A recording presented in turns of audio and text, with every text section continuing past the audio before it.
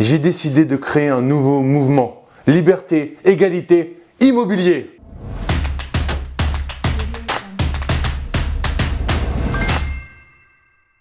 Yo les esprits gagnants, c'est Damien et bienvenue sur cette nouvelle vidéo. Si c'est ta première fois sur la chaîne, je te recommande fortement de cliquer sur le bouton s'abonner ainsi que sur la cloche pour recevoir mes pépites sur l'investissement immobilier.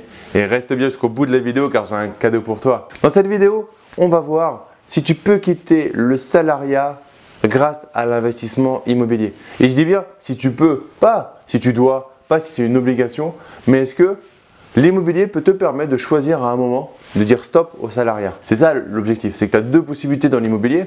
Soit tu t'en sers pour ta retraite, la réelle retraite, celle que tu auras peut-être à 62 ans, 65 ans, 82 ans, voire 102 ans. Ou tu te sers de l'immobilier pour te dire, voilà, mon ticket de sortie, ma sortie, c'est à 5 ans, 10 ans, 15 ans. Et c'est moi qui choisis indépendamment. Bien évidemment que l'immobilier, ça va te permettre de faire ça. C'est un formidable levier pour le faire. Le plus rapide, c'est la location courte durée. J'ai déjà fait plein de vidéos là-dessus. Je ne vais pas forcément revenir, mais c'est quelque chose qui va te permettre de booster ta rentabilité parce que tu vas mélanger de l'investissement immobilier et de la prestation hôtelière pour exploser ta rentabilité. Tu peux facilement faire 1000 €, voire plus, sur un seul appartement. Maintenant, plus tu as un salaire qui est petit, et plus tu vas facilement remplacer ce salaire grâce à l'investissement immobilier. Il n'y a pas de sujet. Le chemin à parcourir est beaucoup plus court si tu gagnes 1 200 € par mois que si tu gagnes 10 000 € par mois. Faut-il au final quitter le salariat? Si tu es bien dans ton travail, je t'encourage à y rester le plus longtemps possible car ça va te permettre de continuer et de faire ce qu'on appelle l'effet cumulé et de bénéficier de l'effet de levier des banques. Continuer à acheter, continuer à amortir du capital au niveau de la banque et au fur et à mesure grossir ton patrimoine immobilier, grossir le montant qui est amorti, augmenter ton cash flow et t'assurer des jours tranquilles pour toi et ta famille et vous mettre à l'abri pour des dizaines et des dizaines d'années. Dans les gens que je croise, souvent, c'est vraiment une frustration d'aller travailler et ils font de l'immobilier pour remplacer leur salaire, ce qui est plutôt cool. Mais quand je leur demande, mais pourquoi tu fais de l'immobilier? Pourquoi?